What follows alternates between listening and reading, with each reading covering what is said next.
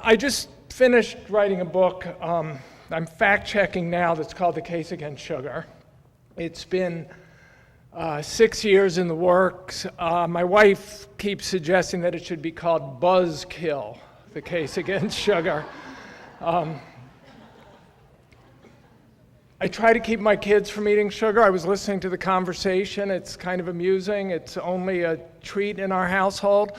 But I don't know how, like my wife comes back yesterday from visiting a friend in the city. We live in Oakland, and she's got a big chocolate bunny, because I guess Easter's coming up.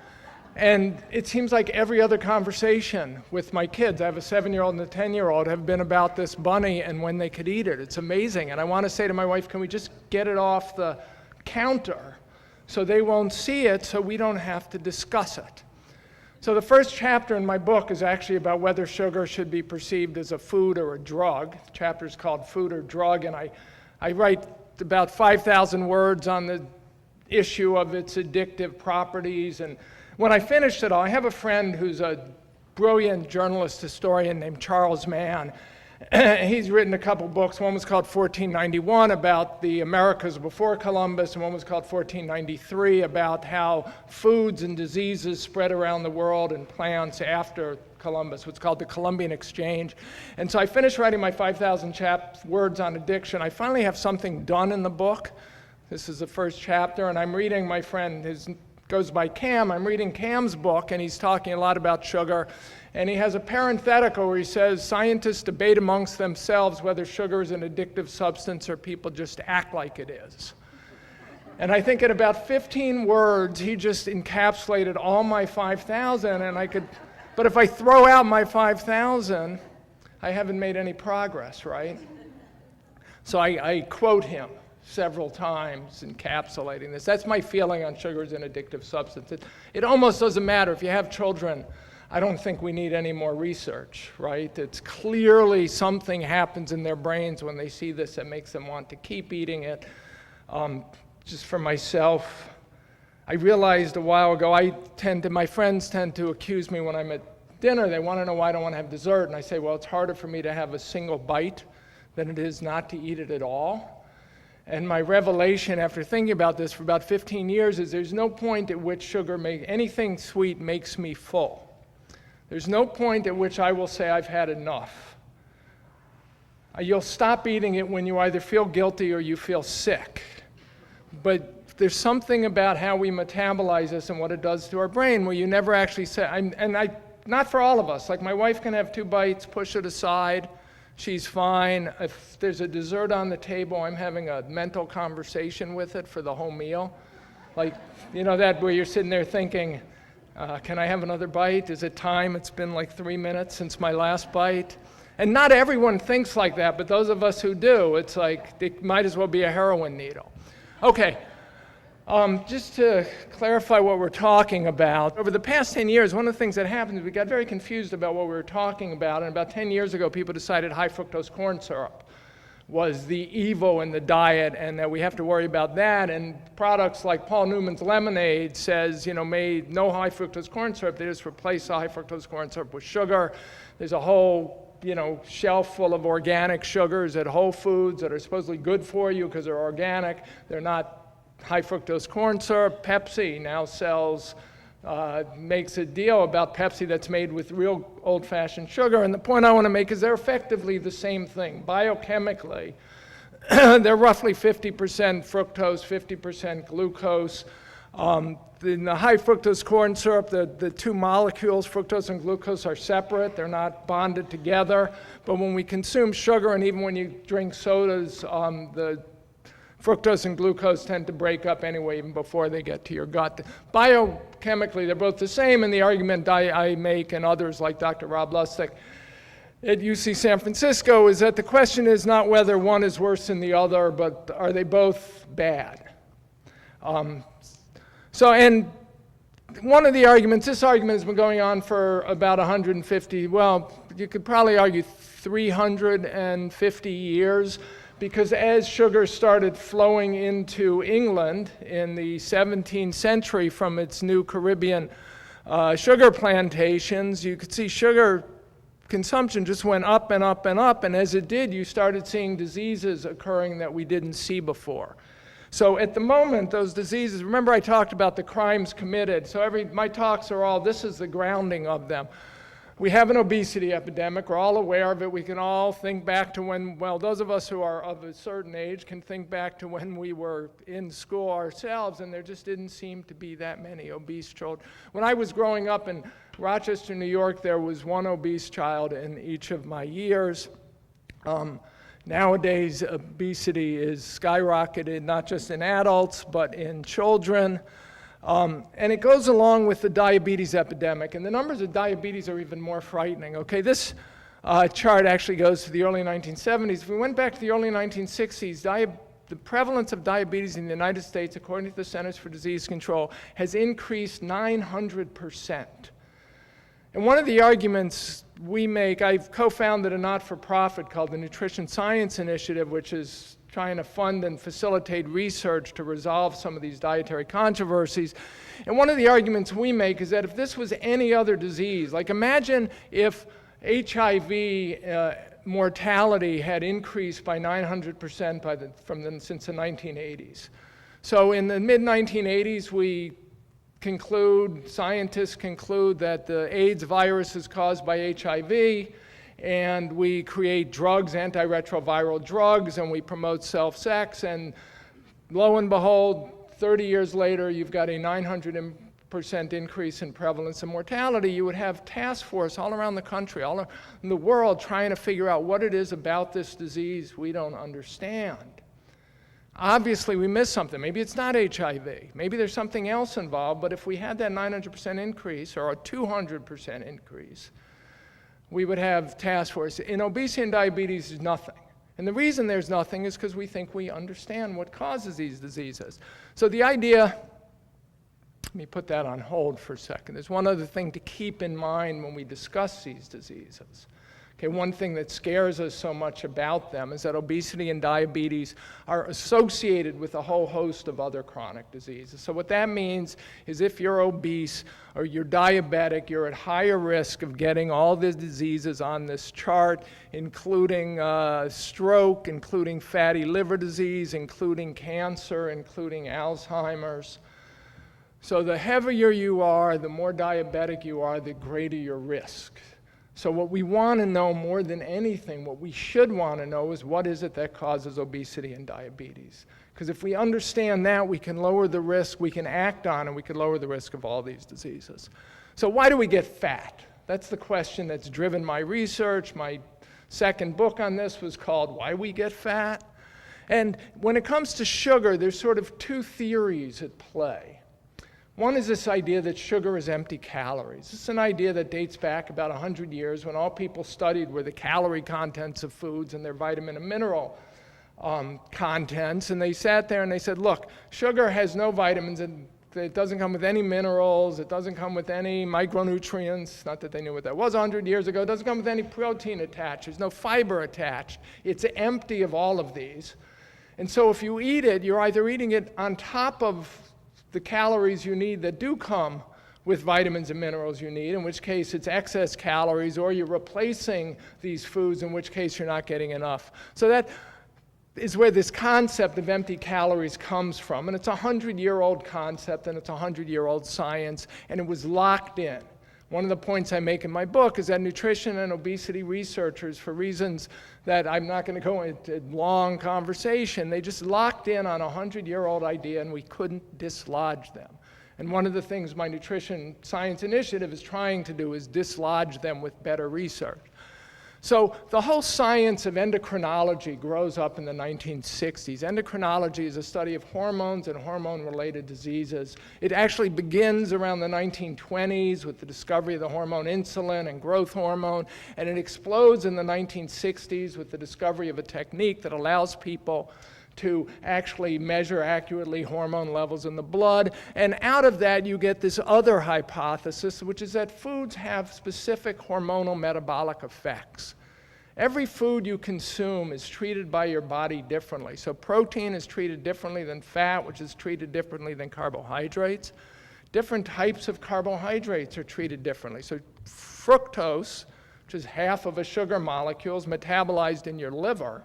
And glucose, which is the other half of the sugar molecule, and which is what you get when you eat starch, is metabolized in every cell of your body. So this alternative hypothesis says that foods have different hormonal metabolic effects. If you actually secrete different hormones at different amounts in response to different foods, it's going to have a different effect, not just on how your body processes that food, but how your bodies do things like accumulate fat. Okay? Like I said, the problem is the nutrition obesity community, they like their calories idea. We haven't been able to get them off it yet, although we're getting there.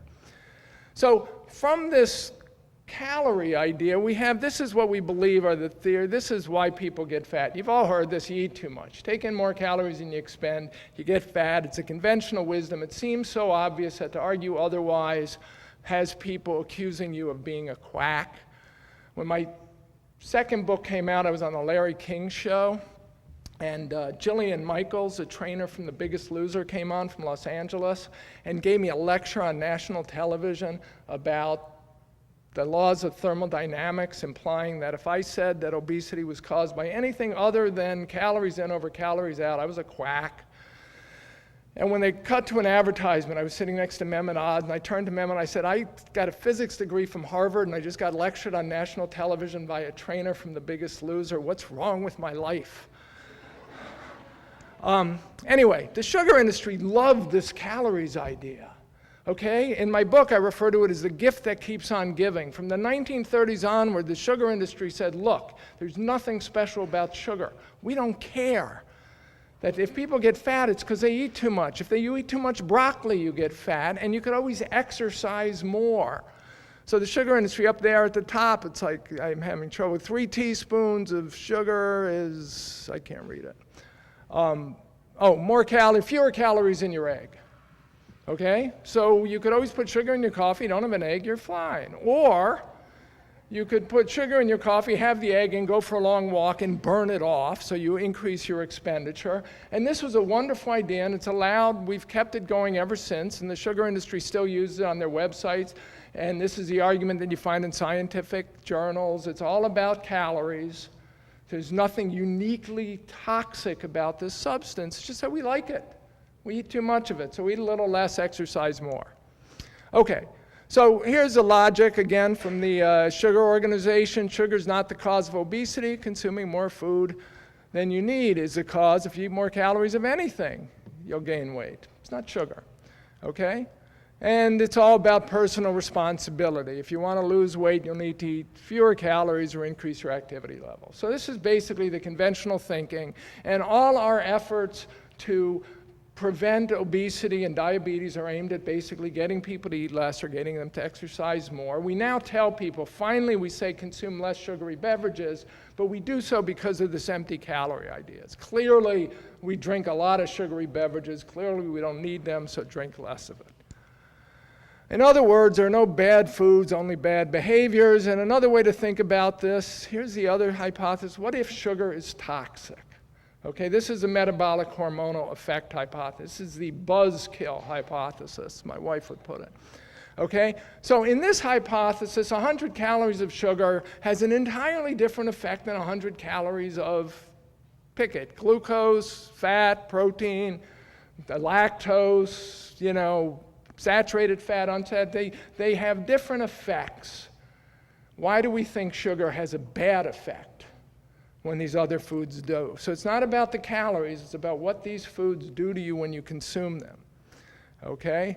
The problem is, so in the 1970s, this hypothesis got a lot of play. There was a British scientist I'll talk about briefly named John Yudkin who became convinced that sugar was the problem. It caused a condition called insulin resistance. And once you're insulin resistant, you now have a whole host of diseases. The sugar industry actually put together a public relations campaign, and they hired scientists who believed that dietary fat was the problem, including most prominently the head of the nutrition department at Harvard, who was almost unbelievable in his willingness to take money from industry and say anything. And they put together a document called Sugar in the Diet of Man, and then there were several government assessments of whether sugar should be what's called generally recognized as safe by the FDA. And the FDA used this sugar industry document, and in 1986, they came down with their final word on this subject, and this remains the final word to this day. No conclusive evidence on sugars demonstrates a hazard to the general public when sugars are consumed at the levels that are now current. That was a 1986 conclusion. And the sugar industry version of this is fascinating. So basically what the FDA said is we don't have conclusive evidence. It's like we've had a court case.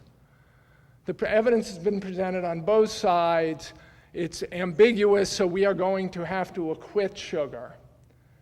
The way I describe it, it's like I'm willing to believe that when O.J. Simpson was acquitted, the evidence was ambiguous, but if I'm going to date one of his old girlfriends, I don't want him living around the corner from me. Okay? You know, there's a difference between the evidence being ambiguous and somebody being innocent. And what the sugar industry did is they took this FDA report that said the evidence are ambiguous, therefore we're going to say there's no evidence of hazard, and they said that it clears sugars of causing all these diseases, which is not what it did. Now here's the FDA assessment. This was what fascinated me when I was doing my historical research. So they say when sugars are consumed at the levels that are now current. So this FDA report, which went on, it was 3 FDA bureaucrats who worked on this for a couple years.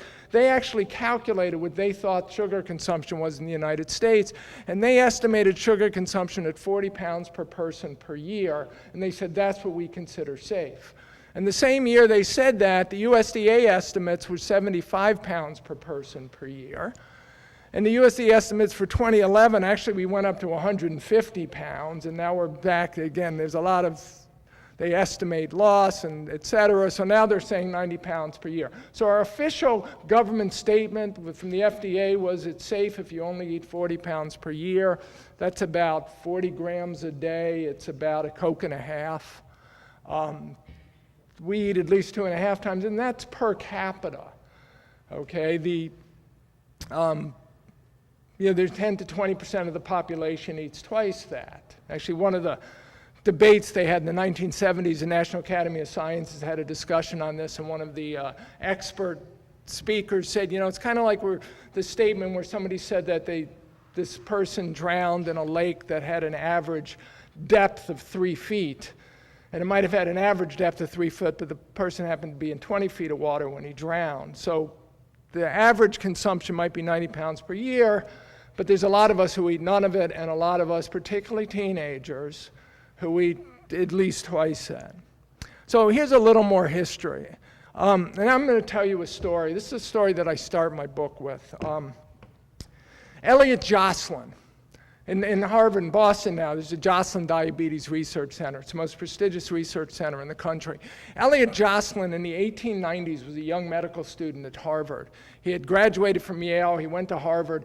He saw his first diabetic patient when he was a medical student in 1893. It was a woman named Mary Higgins. She was an Irish, she had emigrated from Ireland about 5 years earlier. She found herself exhausted all the time, peeing all the time, thirsty all the time. She went to Harvard Medical School, to Massachusetts General Hospital. Joslin and these other doctors diagnosed her with diabetes, and Joslin becomes obsessed with this. And over the next 5 years, he and a famous Harvard pathologist named Reginald Fitz combed through all the handwritten records of Massachusetts General Hospital, which had been founded in 1821. So they have records from 1824 to 1898. It's almost 3/4 of a century. They combed through 48,000 records, patient records, looking for every case of diabetes they could find. And in 3/4 of a century, they find 172 cases of diabetes, okay, from the major hospital in the city of Boston. And in the first 45 years, 25 of the first 45 years, there are 0 cases of diabetes. Now, this chart I'm showing you here is from Pennsylvania Hospital in Philadelphia, which is the oldest hospital in America. And you could see, let's see if this is you could see up until about 1910, there is no year with more than 10 cases of diabetes. Now today, 1 in 11 Americans are supposed to have diabetes. There's just a study that came out this week that 50% of California adults are pre-diabetic. And yet in the 19th century, major urban hospitals saw virtually no cases. Now, this is a graph from 80 years later, 50 years later. This is a chart that shows diabetes inpatients at the major hospital that serves the Navajo reservation in northwest New Mexico and into Nevada. And you could see it's almost identical in the sense that in this case, until the 1960s, there's virtually no diabetes. And then it explodes. In the Pima Indians, which are in a tribe in New Mexico, south of Santa Fe, you see the exact same numbers. There's actually various physicians who talked about diabetes cases. They just didn't see diabetes in the Pima. They were beginning to see obesity post-war, but no diabetes. And then in 1965, NIH, a team of 3 NIH researchers go out to Phoenix to actually study rheumatoid arthritis. They wanted to study it in dry atmospheres, high altitudes, and they do blood tests from 1,000 Pimas in 1965, and 50% of the adults have diabetic levels of blood sugar. But they're not in the hospitals. And they want to know, how can they have diabetes? Is a horrible disease. I mean, you go blind, you have amputations, you get gangrene, you get kidney damage, and yet the hospitals don't see these patients. And within another 10 years, the hospitals were full of diabetic Pimas. And the question is, what happened? Oh, thank you. I thought you were going to... Tell you you're done. No. Yeah, we're done. You're done. What causes this kind of curve? Here's a study that was done in 1924 by the leading, the head of the public health department in New York City, just comparing diabetes mortality rates between, 1900 and 1920 in major American cities, and diabetes was skyrocketing. In fact, by 1921, Jocelyn, in an article in the Journal of the American Medical Association, is writing about diabetes as an epidemic. By the 1930s, it's clearly an epidemic. It seems to be an epidemic worldwide, and this Haven Emerson, who was a head of public health in New York, said, hey, diabetes has been skyrocketing, sugar consumption has been skyrocketing. And when sugar goes down and diabetes goes down, maybe there's a cause and effect here. And what's fascinating, if you think back to that Pennsylvania hospital chart, this one, we don't really think about this much, but when you think about all the ways you can get sugar today, leaving out all the extra foods, everything, the 80% of the products in the market, when you think about candies, ice cream, sodas, chocolate, all of those industries, so the candy industry, the ice cream industry, the chocolate industry, were all created in about right about 1850, pretty much with the Industrial Revolution. The soda industry is created around 1885, Coca-Cola, Pepsi comes a decade later, and by the early 1900s, I mean, throughout this period, sugar consumption is skyrocketing, and the way we're getting sugar is changing, and the mechanisms for delivering it, the trains to take these products coast to coast, the boxes to package them, the advertising genius to sell them, are all exploding right in this period down here.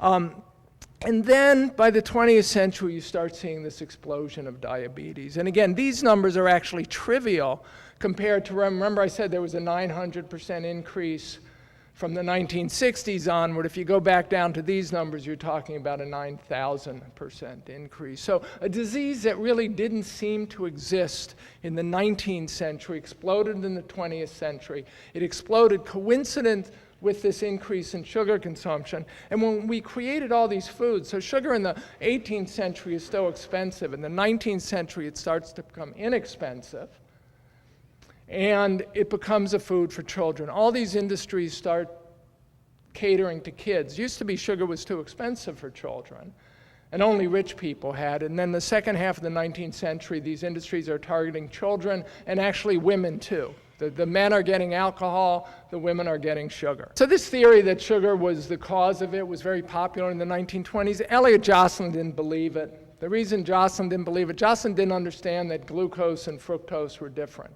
He thought they were all the same. It's all starch. And he pointed out that in Japan, they ate a lot of starch, and yet in the 1940s, they had virtually no diabetes. You could actually go all the way back. What's interesting, what Jocelyn didn't know, because he didn't realize that sugar was different than starches, is that sugar consumption was actually small. This 15 pounds per year. This is about 15 kilograms per year. So this is about 30 pounds per year. It's about 1/3 what Americans were consuming at the time. So what you see in the 1930s and 1940s, Elliot Jocelyn, in medicine, one influential figure can dominate thinking in the field. Elliot Jocelyn didn't believe sugar caused diabetes, so the medical establishment didn't believe sugar caused diabetes. It was that simple. Here's a little more history. Beginning in the 1960s, I told you John Yudkin starts demonizing sugar. Now we can measure insulin in the bloodstream, this hormone, and suddenly there's this whole cluster of disease of disorders that we're going to talk about briefly that sugar can cause. You just feed animals sugar, you feed humans sugar, and things start happening to them that don't happen when you feed them starch or other foods. Unfortunately, this fellow, Ansel Keys, didn't like this theory. He was the guy who was telling us that dietary fat was bad for us. So Keys went about ridiculing Yudkin. The two of them fought. The sugar industry got behind Keys because he was blaming fat. And Keys had been funded by the sugar industry since the early 1940s. So this whole idea that sugar causes disease vanishes. And then what happens, it's fascinating. So by the 1970s, we're blaming dietary fat for everything, saturated fat for everything. How many of you eat low-fat diets? Do you try to avoid fat? We have just one person in the room tries to avoid fat? Come on. Well, I have been making progress. So the reason the idea that dietary fat's bad is it raises cholesterol. Cholesterol gives us heart disease. That was the science of the 1960s. While that science was being sort of baked into our public health guidelines, this other idea comes up, that the reason you get heart disease isn't saturated fat and cholesterol, it's this thing called metabolic syndrome. Metabolic syndrome is a disease of insulin resistance. So it's a combination of medical disorders that increase the risk of developing heart disease and diabetes. It affects 1 in 5 people. Actually, the estimate today is 75 to 100 million adults in the United States, maybe 40 million children. A lot. Let me just say a lot. I hate to quote these numbers because I'll invariably get them wrong. Some studies estimate the prevalence in the US to be up to 25% of the population. The older you get, the more likely it is you'll have metabolic syndrome. So if you don't have it when you're young, by the time you're in your 50s and 60s and 70s, there's a 40%, 45% chance that you're going to have metabolic syndrome and be at high risk of heart disease and diabetes. If you get these diseases, if you have a heart attack, the chances are very good. It's not because you have high LDL cholesterol and have been eating too much saturated fat. It's because you have metabolic syndrome. And the question is, what causes metabolic syndrome?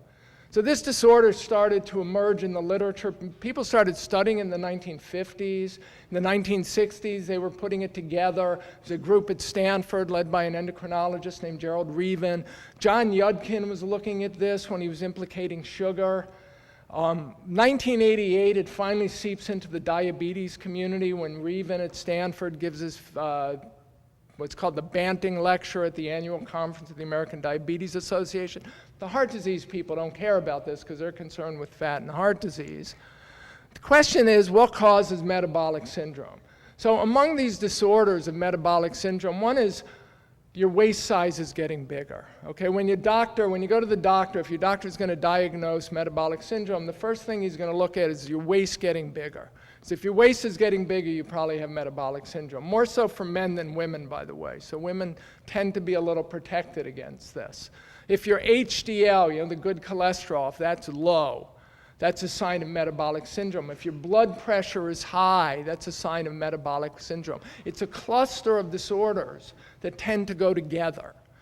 If you've ever heard the phrase glucose intolerant, if your doctor says to you, you look a little glucose intolerant, that's a sign of metabolic syndrome. It's kind of a preliminary step before diabetes and before heart disease. And you ask the question, what causes this? And the conventional wisdom, because it's linked to obesity and getting fatter, is that it's because you ate too many calories, right? You don't exercise enough. People think exercise is a good way to prevent metabolic syndrome.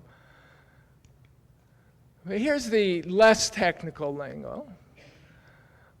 Metabolic effects of fructose. In high fructose intake, fructose is, remember, that's half of a sugar molecule, half of high fructose corn syrup. has indeed been shown, this is a technical language, it's been shown to cause dyslipidemia. That means your HDL is low, your high triglycerides, although there's compelling evidence that very high fructose intake can have deleterious metabolic effects in rodents. So the gist of it is, sugar appears to be able to cause metabolic syndrome. In fact, the researchers started studying this in the 1980s because the easiest way to cause this thing called metabolic syndrome in lab rats was to feed them a lot of sugar. Here's how at the end basically you end up with fructose. So metabolic syndrome is a state of being resistant to insulin. And here's all the different ways, I won't get into the technical ways, in which fructose, which means sugar, would end up causing metabolic syndrome. Here's another chart basically showing the same thing. Insulin resistance is the state of metabolic syndrome. So you have a whole field of science that's grown up since the 1980s that basically implicates sugar and metabolic syndrome. Metabolic syndrome is this condition of being resistant to the hormone insulin. And it's the step on the way to obesity and diabetes. So when we say, people like me, that sugar is probably toxic, what we mean is sugar probably causes metabolic syndrome, which means it probably causes obesity, diabetes, and heart disease, which means it probably causes all the diseases that associate. Remember, I started this talking about all the diseases you're at increased risk of when you have obesity and diabetes, which includes cancer and Alzheimer's. So we're going to talk about this. The problem right now is meaningful studies. The research community doesn't do meaningful studies on this. That's a longer story. There's one exception to this. Actually, there's a group at UC Davis that's been studying metabolic syndrome and the effects on sugar.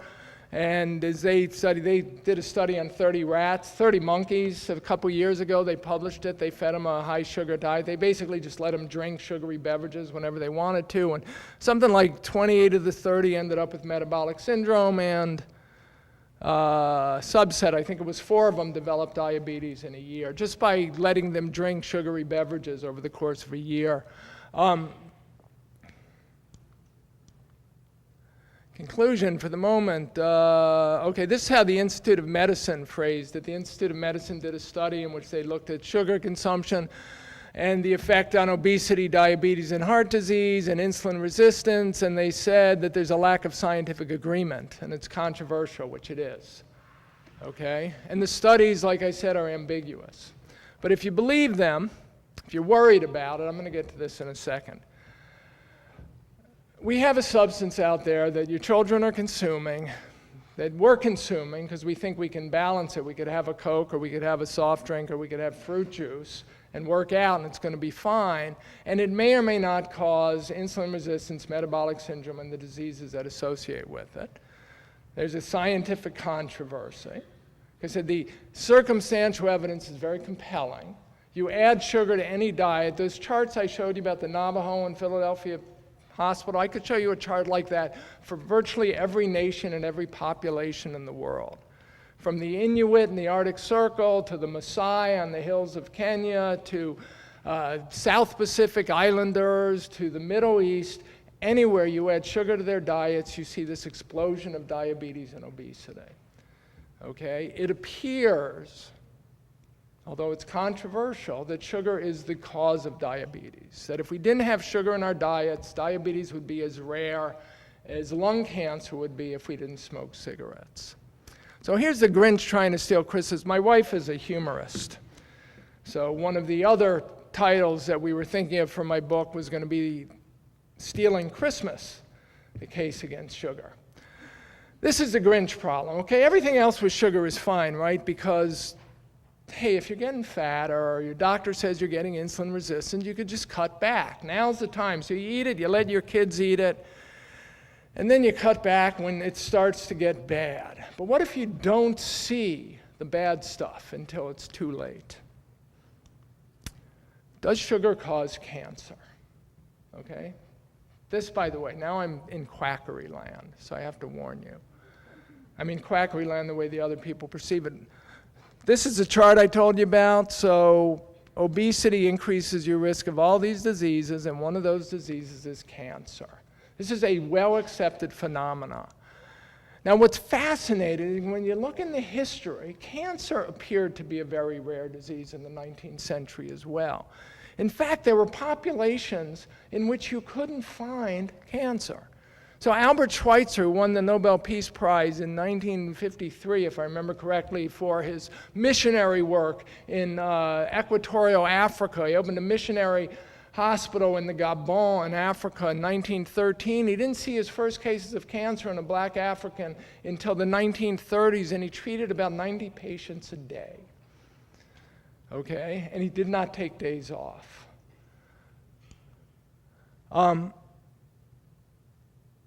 There can be little doubt, but that cancer is a disease affecting natives of British Central Africa is of the most rarity. This was a common statement in the missionary literature. This was a British research that lasted through the Second World War, when basically we got distracted by other things. The British had missionary and colonial physicians all around the world.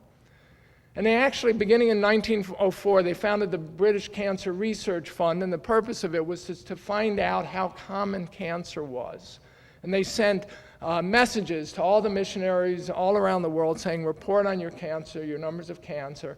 They actually send samples back. And if you take a cancer out of a patient or something you think is a cancer, package it in formaldehyde, put it in the bottle, ship it back. It'll take 3 months to get to London. We'll see if it's really a malignancy. And time again, this is what they got back, statements like this. Alex Fredlicka was the actually head of physical anthropology for the Smithsonian Institute. He was a physician who became an anthropologist. He traveled around the southwest United States, took several expeditions over the course of 8 years at the end of the 19th century, beginning of the 20th century. Didn't see cancer in Native Americans in that time period. Frederick Hoffman was one of the founders of the American Cancer Society. He was a biostatistician for, if I remember correctly, Metropolitan Life. He put together an 800-page report. There was a report for the American Cancer Society, basically looking at all this information of cancer around the world, and the conclusion was they couldn't find it. It was demonstrably absent. These terrific physicians trained in Europe, trained in the United Kingdom, trained in America, went out around the world to treat patients who were living indigenous lifestyles, eating their native diets. They didn't see anything like the cancer they saw back with the West. Hoffman himself did a study of the Native Americans, as he said, in 1914, 2 deaths out of 63,000 Indians.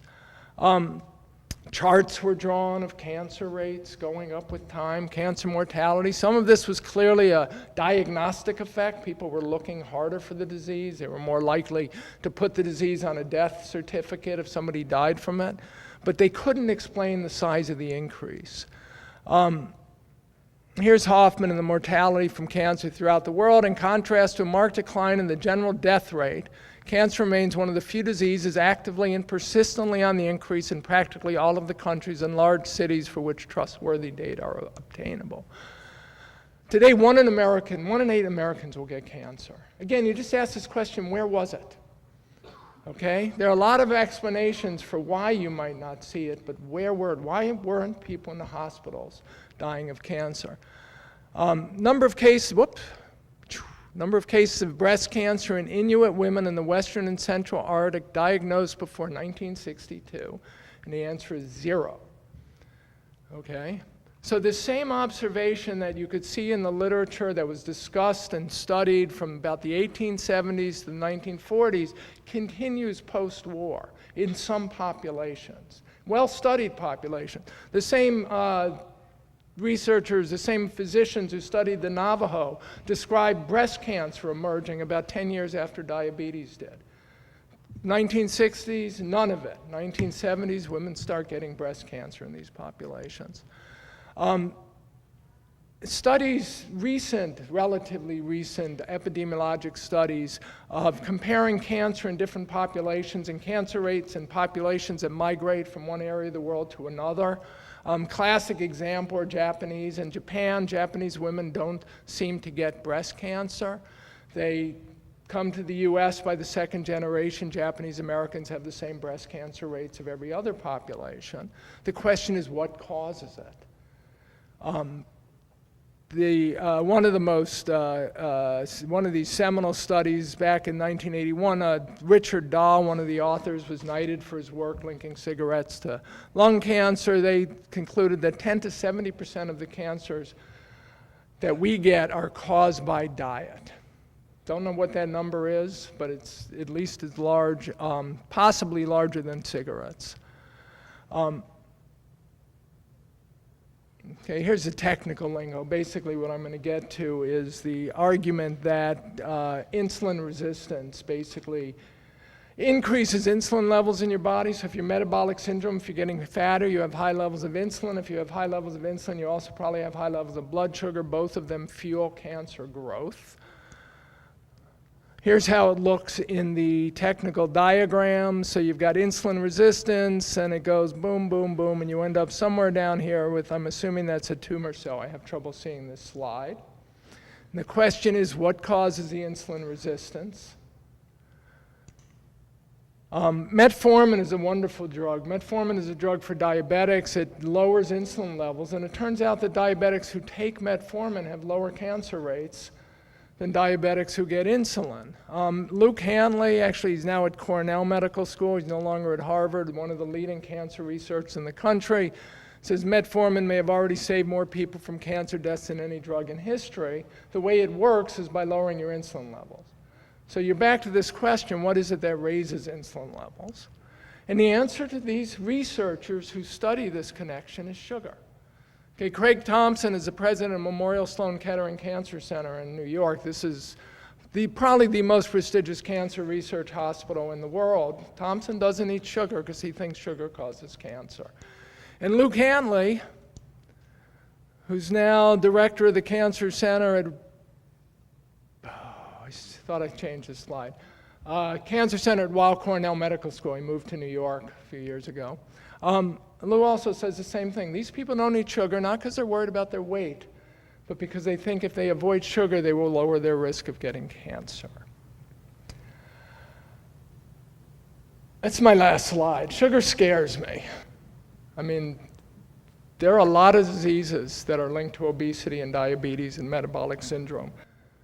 When you look at what happened to populations like the Pima, remember I told you this population, in the 1950s you're seeing obesity in the children, certainly. The kids were all fat by the 1950s, but no apparent diabetes. And then these NIH researchers come in 1965 and they do all these blood tests and they realize that half the Pima adults have diabetic levels of blood sugar. And by the 1970s, the hospitals are full of them. And they're getting amputated and they're going blind and they're having kidney failure. And the NIH starts a study,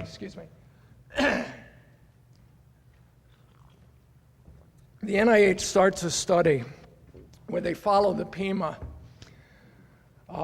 the adults who have cancer, who have diabetes, and then they follow them as they have children, and then they follow the children. And by the 1980s, it's clear that if a child is born to a diabetic mother, his or her risk of getting diabetes by the time he or she is 25 is 45 times greater than a child who's born to a mother who's not diabetic. So it becomes fairly clear in this population that diabetic mothers give birth to children who are much higher risk of getting diabetes. And even non-diabetic women, mothers with metabolic syndrome, mothers with high blood sugar, this is why you have these gestational diabetes tests when you're pregnant. Their risk is about 20-fold higher than a healthy woman. So there's a really strong possibility that this disorder is actually passed on from mother to child in the womb, what's called the intrauterine environment. And if so, we're giving birth to kids who are at much higher risk of all these diseases. The reason those of us who get fat by the time we're teenagers, by the time we're in our 20s or 30s or 40s, it's not because we're eating too much or eating more than our siblings or our friends. It's because we're programmed from birth to get fat. And if I'm right, and again, I can't prove it, if I'm right, sugar is the primary suspect in all of this. That's it. That's my buzzkill lecture. Well, let's give Gary a big hand.